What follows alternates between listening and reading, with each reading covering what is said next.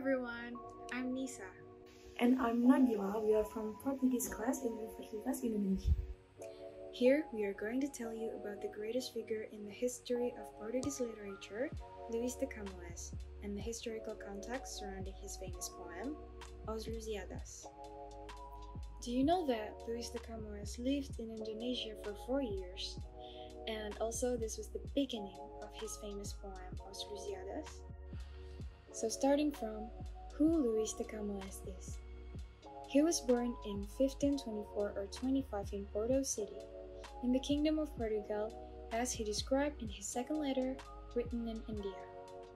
He then lived and grew up on the Portuguese coast, to be precise, Coimbra, and while there he carried out several disciplines of education such as culture, astronomy, anthropology, history, geography, mythology, ancient and modern letters, rhetoric and poetry, as well as natural science.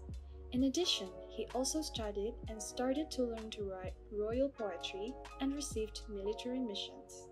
One day, Camões was expelled to Ternate on the island of Maluku in 1556 due to his writings, which were considered mocking the Portuguese.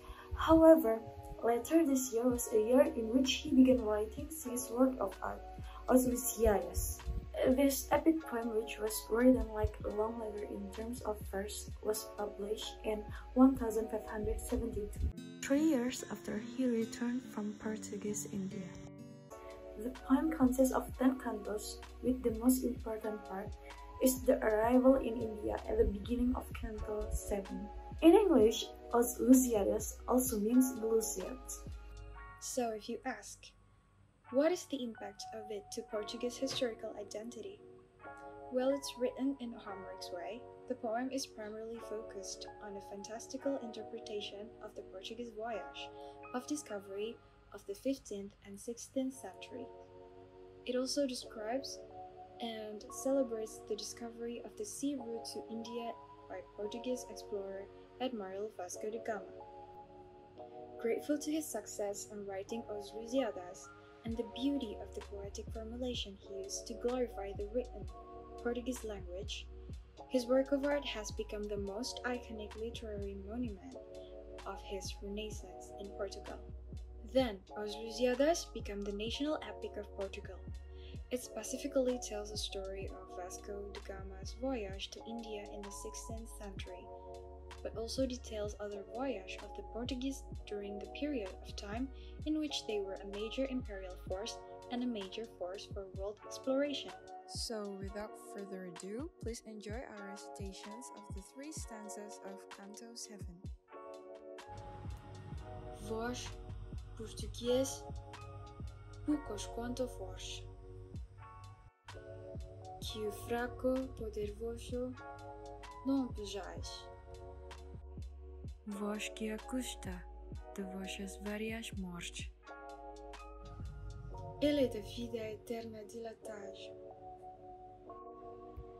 ha sido seu deitadas são as sortes, que vós, por muito poucos que sejais, muito face na santa cristandade, que tanto o Cristo exalta a humildade.